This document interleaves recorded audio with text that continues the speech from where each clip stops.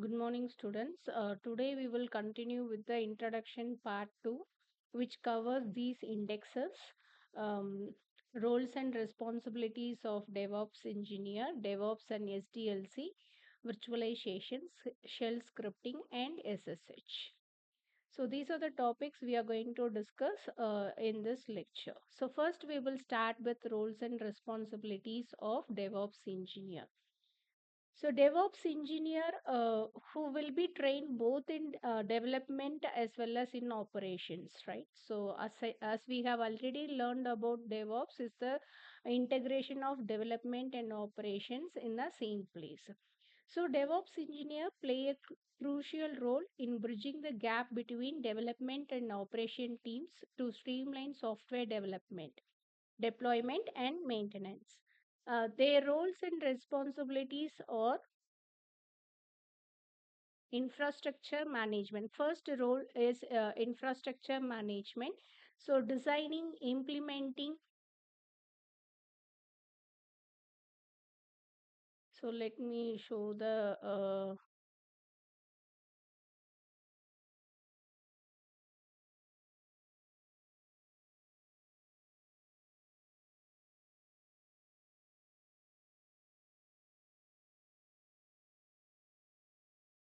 so infrastructure management, design and implementation and managing, as well as it will also represents the managing of cloud on-premise infrastructure.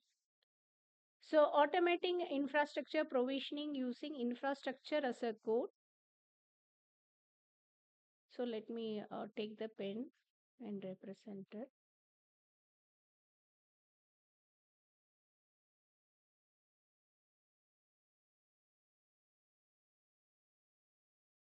Right. So, automating infrastructure provisioning using infrastructure as a code, tools like Terraform and Cloud Formation, right? So, they will use this IAC that with the tools like Terraform and Cloud Formation, and it ensures scalability, high availability, and security of infrastructure. So next role is continuous integration and continuous delivery. So already in previous class we have covered continuous integration architecture, continuous delivery architecture as well as continuous deployment architecture. If you have missed it, just go to the first introduction part. So here they should know how to set up and maintain CI/CD pipelines using tools like Jenkins, GitHub Actions, GitLab, CI/CD, and Circle CI.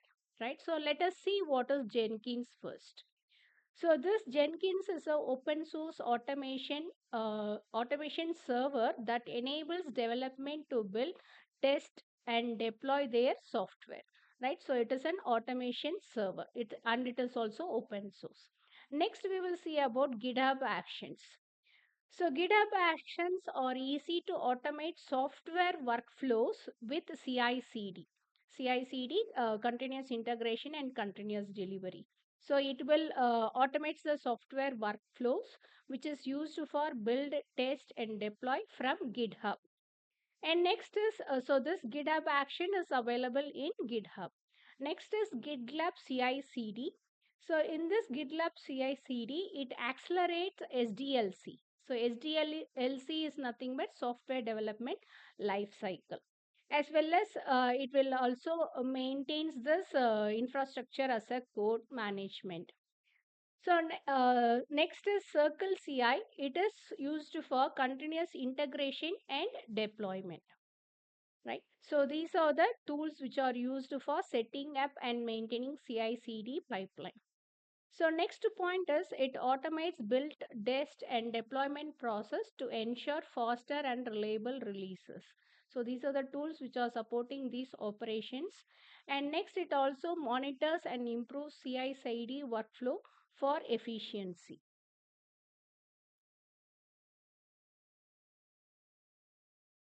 So the next point is configuration management and automation.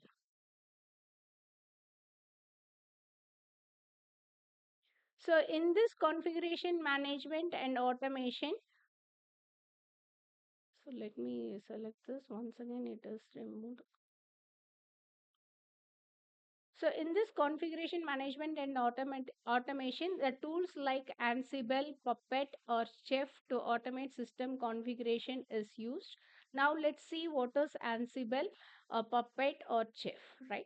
So first is Ansible. So it is an open source software, open source automation software for configuration system, deploy application and update system, and it is written in Python, right? And it is used for enterprise automation.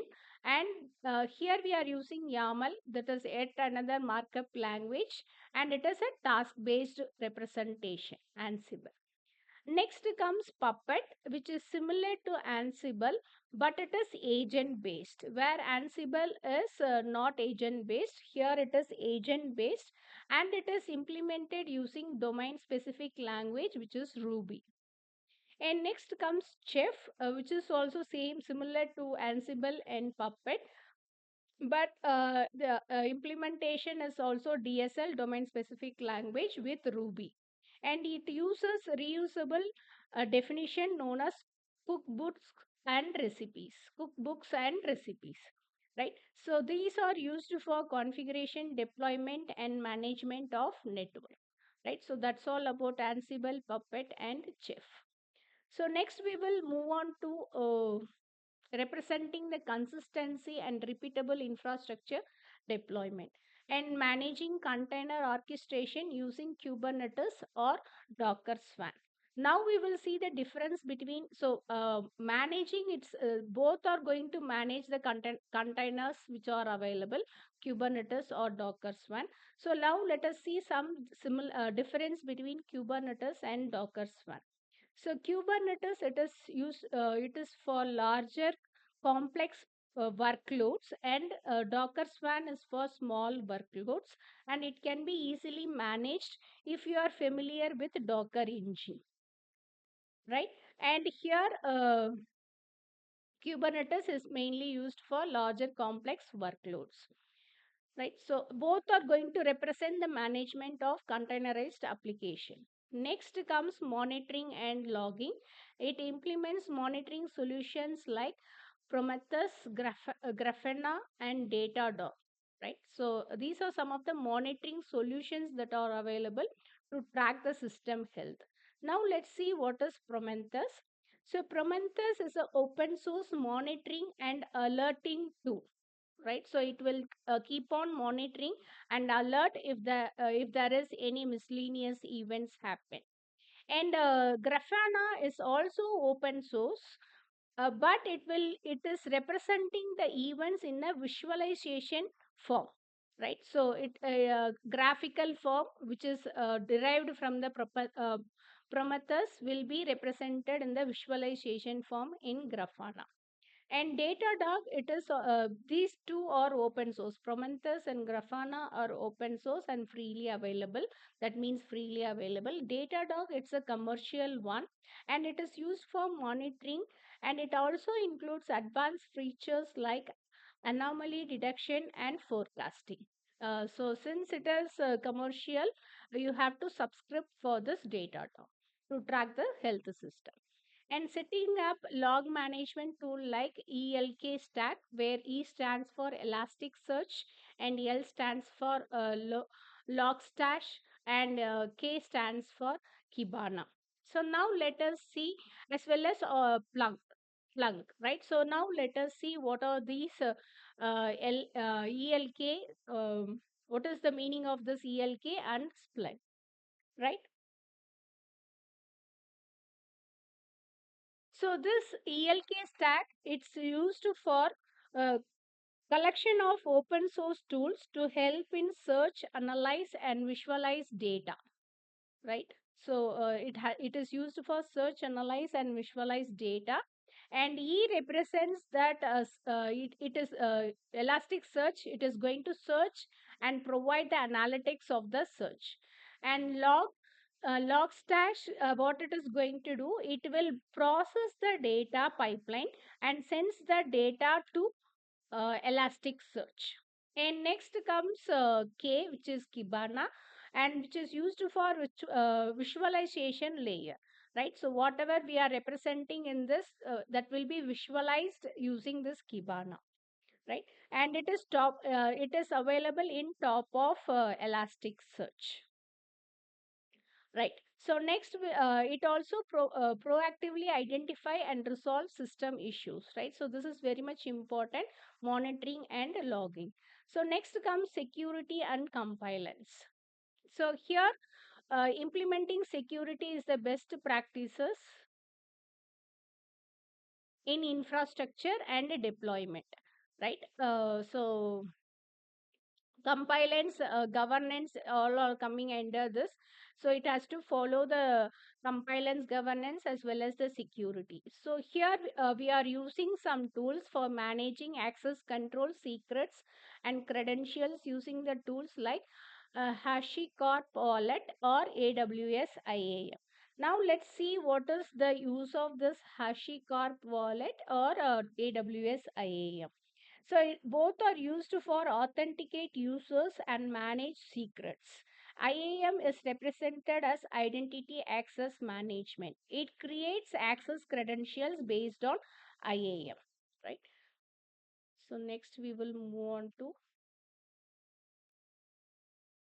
next topic, that is roles and responsibility of DevOps engineer. And this compliance with industry standards, some of the standards are given here: International Standard Organization, GDPR, and HIPAA, right? So it has to ensure it is supporting all these standards. So next role is cloud and containerization, managing cloud platforms such as AWS, Azure, or Google Cloud, deploying and managing containerized application using Docker and Kubernetes.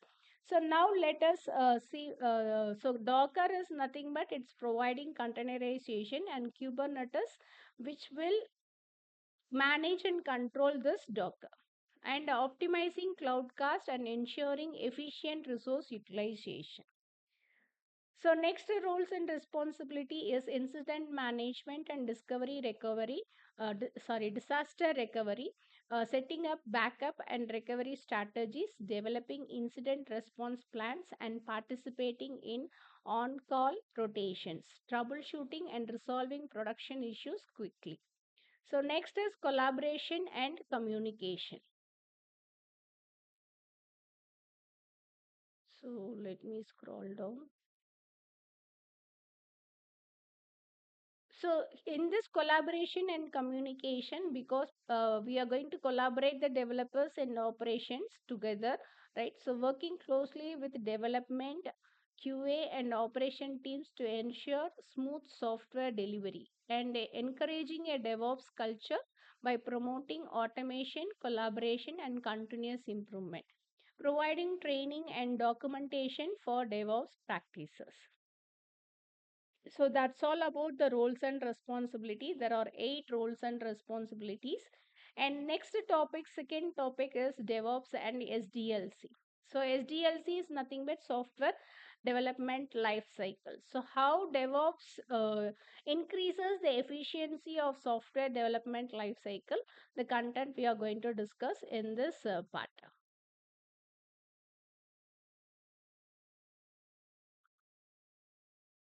So DevOps plays a crucial role in enhancing and optimizing the software development lifecycle by integrating development and operation teams, promoting automation and enabling faster, more reliable software delivery. Here is how DevOps aligns with the different stages of SDLC. So the first one is planning and requirement analysis, right? So that is the first stage of SDLC. How DevOps is going to play its role. It is going to collaborate with stakeholders to define requirements and feasibility, and it uses agile methodologies and collaboration tools like Jira, Confluence, or Azure DevOps to track tasks, right? So now we will see what is agile methodology, right? So agile methodology is a project management framework that break projects into phases and emphasize collaboration and implementation. This is done iteratively, that is breaking down the projects and then planning, executing, and evaluation is the second phase. After this, the third one is feedback collection, and the fourth one is adaptability. Right? So, this will be in a iterative way, breaking down planning and executing and evaluation, and final feedback, and then adapting to the corresponding change. Right? So, this is what agile methodology represents, and it ensures infrastructure and automation planning are considered for the startup. Okay, next phase the in SDLC is design. So how this DevOps is going to work in design? It helps architects and developers define scalable and secure infrastructure. It implements infrastructure as a code for designing cloud or on-premise environment. It works on CI/CD strategy for deployment automation, and it selects monitoring. 1 minute.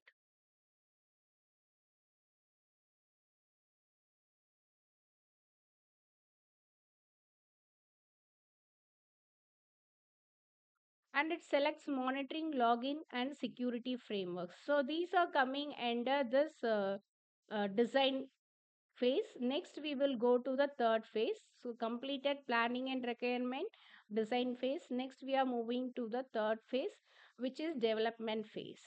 So it ensures version control using practices using Git, GitHub, GitLab, or Bitbucket. Right. So these are represented as version control systems VCS, and we will see some difference between Git, GitHub, GitLab, or Bitbucket, right? So first we will start with Bitbucket. So Bitbucket supports to change. It will work on two types of version control system. One is Mercurial VCS, and another one is Git VCS, right? And it is not an open source. It is based on subscription, and it is implemented with Python in a Django framework, right? So Python with the Django framework is representation of this Git. Okay. So next we will see with GitHub, right? So it is an open source public repository which is available freely, and it is also having private repository which will be available based on subscription, that is private is paid. And then the features available in GitHub are commit history, issue tracking, and email notification. So next we will see about GitLab. It is also an open source. Here both public and private repositories are available freely, and GitLab is a commercial edition, and you can modify people permission. So these are some of the features. You can modify people permission, as well as it is easy to migration from other cloud providers, right? So these are the things. GitHub and GitLab both are using only Git VCS system, but Bitbucket is using Git VCS as well as Mercurial VCS. So next we will start go for the second point. It automates code quality checks with tools like Sonar Cube. So what is Sonar Cube? We will see what is Sonar Cube. It is used to analyze code quality, to detect bugs, vulnerability, and it implements security and stability of software. Right. So that this is the use of Sonar Cube. It is used to analyze code quality, to detect bugs, vulnerability, and it implements security and stability of software. And it implements containerization using Docker to standardize development environment. So works on CI/CD pipeline for seamless integration. These are the development phase roles which are supported by DevOps. So next phase is built and integration.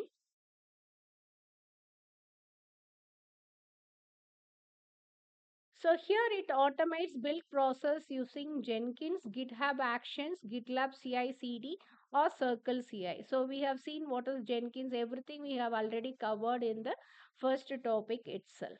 That is roles and responsibility of DevOps engineer. Manages dependency management with tools like Maven, Gradle, or npm. So let me show you how this maven gradle. So both are represented as dependency management tools, as well as npm is also represented as dependency management tools, and this is for javascript and this is for java, right? So that is the only difference, right? Both are going to, so and maven is most commonly used dependency management tool, right? And it implements automated unit testing and integration test, right? So DevOps, it provides automated testing, which is unit testing and integration testing. So next phase is testing phase.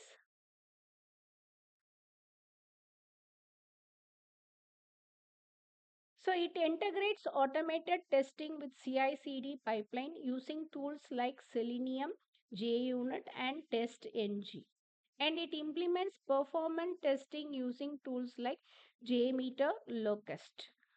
And so automated testing, Selenium is a Selenium JUnit example, and performance testing, JMeter, Locust. And it uses containerized test environment for consistency. It ensures security testing via SAST and DAST. What is SAST is static application security test, and DAST is dynamic application security test. Next, we will go to the next phase. So these are the example for representing this test, static and dynamic. Sonar cube already we have referred it. So you just recap with the first topic. And next we will move on to the deployment and release phase and the use of DevOps in this phase. So it automates deployment with continuous deployment using Kubernetes, Helm, or Terraform, right? So continuous deployment, which is done by Kubernetes, Helm, or Terraform, and it implements blue-green, canary, or rolling deployments for minimal down time, right? So in the first lecture itself, I have told what is blue-green. So there will be two production environment. First, the after acceptance test, first the content will be moved to this blue production environment, and if there is no violation, or if there is no errors, then it will be moved to this green production environment, right? And it minimize this downtime. Similarly, we are having canary or rolling deployments. And it uses feature flags for control feature release. Feature flags also we have already discussed. And it ensures resource infrastructure as code consistency. So this is used for configuration of resources in the infrastructure, right? So that is IAC. So next phase is monitoring and maintenance. The role of DevOps is to implement monitoring tools like Prometheus, Grafana, ELK, or Datadog. So already I have told Prometheus is for monitoring and alerting, and the data get from Prometheus is visualized in Grafana, and both are open source, but Datadog is also used for monitoring purpose, but it is commercial. And it uses logging solution like Splunk Logi for tracking issues. Like logging solutions, the log maintenance will be done by these two tools for tracking issues. So we will see how. So the only difference between Splunk and Loki is, so Splunk is used for log management, and Loki is used for log aggregation system, and it sets up alerting and incident response mechanism, and it ensures disaster recovery and backups, right? So these are the contents that are involved by DevOps in SDLC lifecycle. So these are the key points: faster release, improved collaboration, higher reliability, better scalability, and enhanced security. So next third topic is DevOps and virtualization. So now we will see what is DevOps and virtualization. So virtualization is a core component of DevOps that enables team to create and manage virtual environment for deployment, testing, for design, testing and deployment, or development, testing and deployment. So not design, it is development, testing and deployment. It allows multiple operating systems or instances to run on a single physical machine. That is known as virtualization, right? So one single physical machine, we will have isolated different virtual machines working on that one single physical machine, and optimize resource utilization and improve scalability. So the key virtualization concept in DevOps is given below. First one is virtual machines. So now let's see how we are representing the difference between virtual machines and containers. So first is virtual machine. It is created by using hypervisor, right? So which is nothing but access a middle layer between the physical system and then the host system, right? So example of hypervisor is VMware, VirtualBox, KVM and Hyper-V. It allows running multiple OS instances on a single machine. It is used for creating isolated development, testing and production environment. Right. So as I said earlier, if you have one physical system, this will be having more number of virtualized system which is isolated, right? So which is the host system. So physical system is represent, so this is the host system, these are the guest systems, right? Host system, and it is used for creating isolated development, testing and production environment. Now let's see what is container, right? So virtual machine are represented as heavy weighted, and containers are represented light weighted virtualization, and it uses Docker, Podman, LXC for OS level virtualization. More lightweight and faster than full virtual machines, right? This is the advantage of containers. Easily integrates with Kubernetes for orchestration. Orchestration is nothing but managing and control the containers. That is what orchestration. So these containers are easily integrated with Kubernetes, which is used for monitoring purpose of the container, which is used to manage and control the containers. So example, running microservices in isolated containers. Next we will start with infrastructure as a code and virtualization. So Terraform, CloudFormation, Ansible, Vagrant, these are the tools that are used for representing IAC with virtualized information in the programming, and automate provisioning of virtual machines and cloud instances. It ensures consistency in infrastructure across development, testing, and production. Right? So consistency should be maintained throughout the process, development, testing, and production process. So next is cloud virtualization. It uses cloud providers like AWS, Azure, Google Cloud. So AWS, Amazon Web Services, Microsoft flavor is Azure, and Google Cloud is from Google to create virtual machines and instances. It also supports auto scaling and pay as you go models. So examples of available cloud providers for cloud virtualization is Amazon Web Service EC2. So Elastic Cloud Compute is represented as EC2, and Azure Virtual Machines, GCP Cloud Compute Engine for VM based virtualization. So next is virtualized testing environment. It uses virtual test environment to mimic production system. It ensures consistency testing without affecting live systems. It reduces hardware dependency for testing. So now let's see the benefits of virtualization in DevOps. Faster provisioning, cost saving, better scalability, improved isolation, and easier disaster recovery. So next we will move on to the fourth topic, shell scripting in DevOps. First we will see what is shell scripting. Shell scripting is widely used in DevOps to automate repetitive tasks, manage infrastructure, and enhance CI/CD pipelines. It helps in automating deployments, monitoring, and system administration and configuration management. So, what are the common uses of shell scripting in DevOps that is given below? First common use case is automation of routine task. So, you can write the shell script for automation of routine task.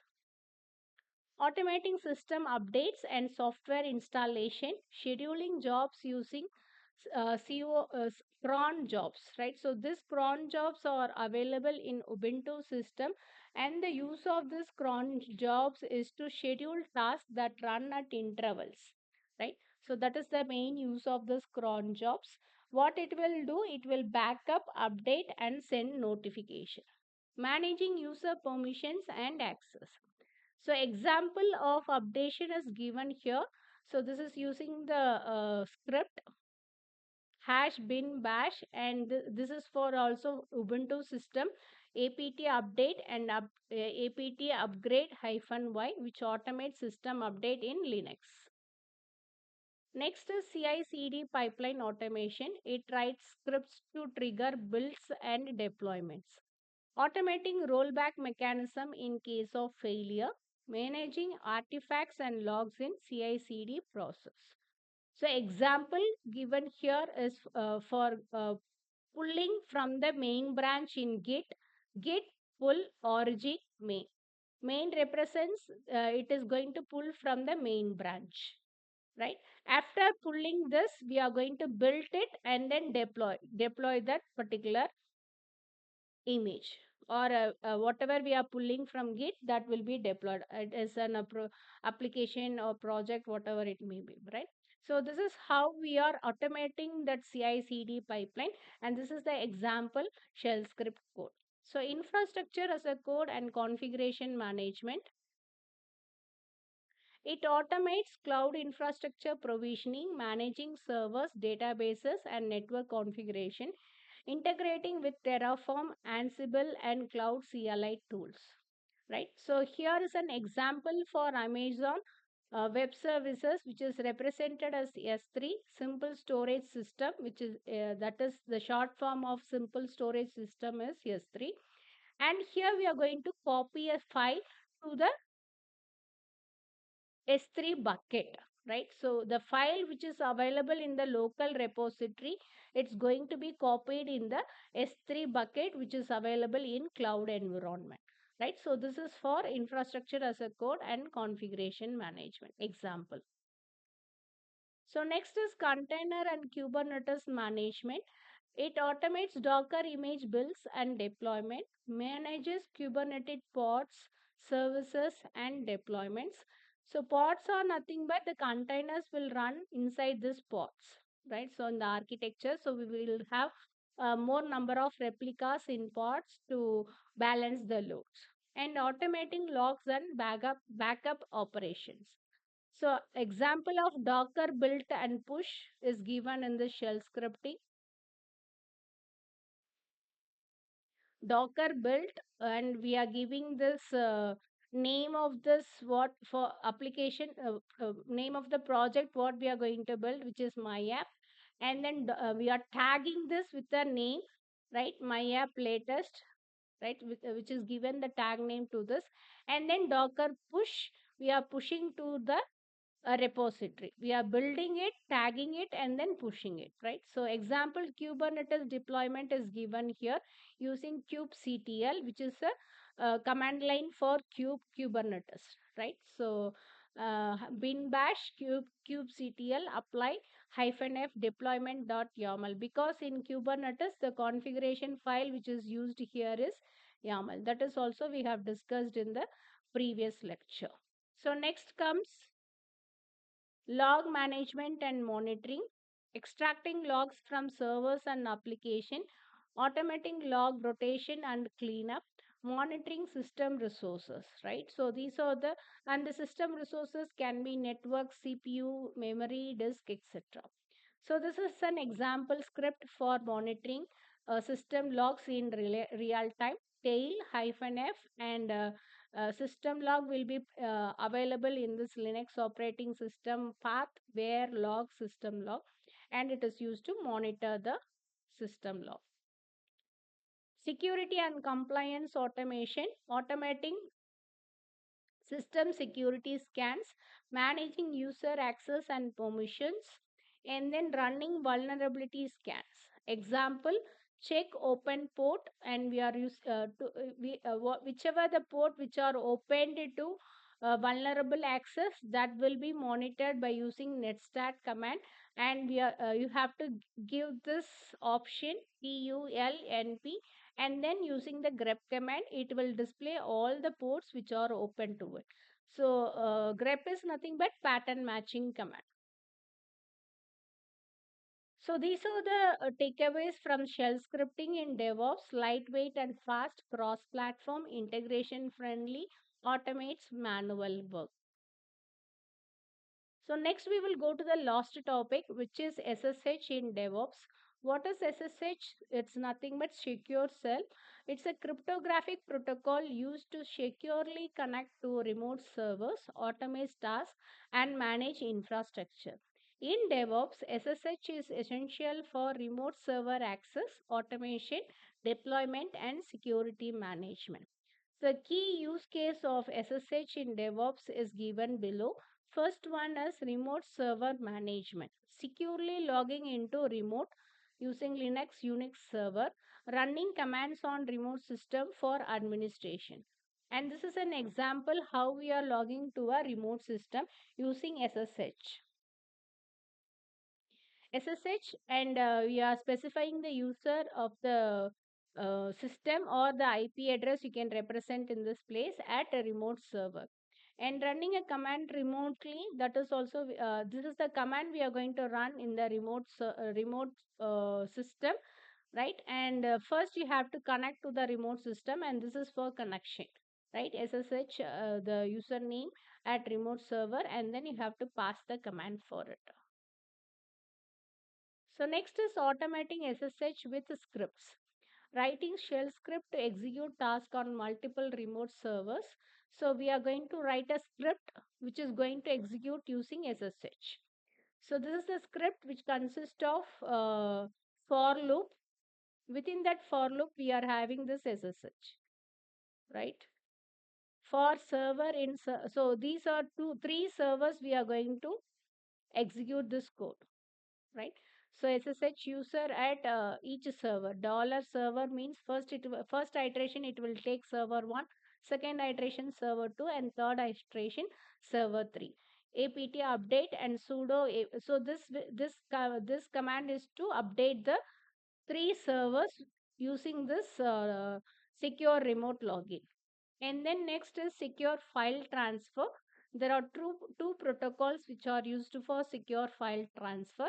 One is SCP, Secure Copy Protocol, and this is the command which is used to copy the local file to the remote file using SCP.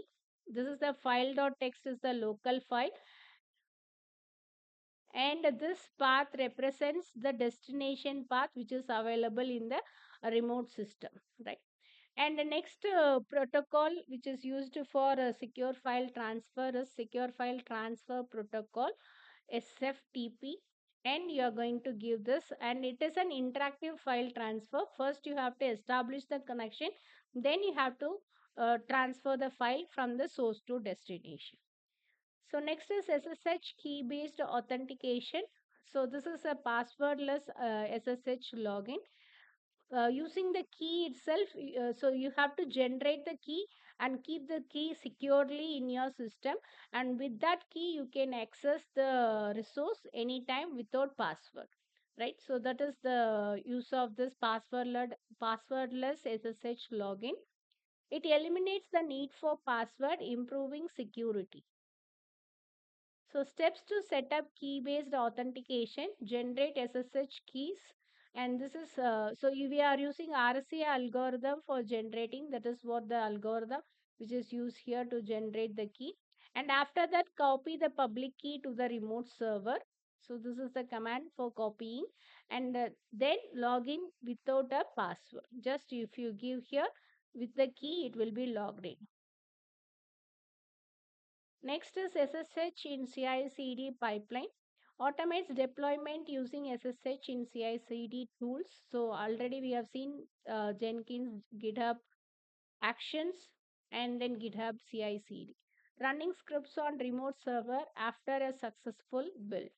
And this is an example for deploying using the script and SSH, right?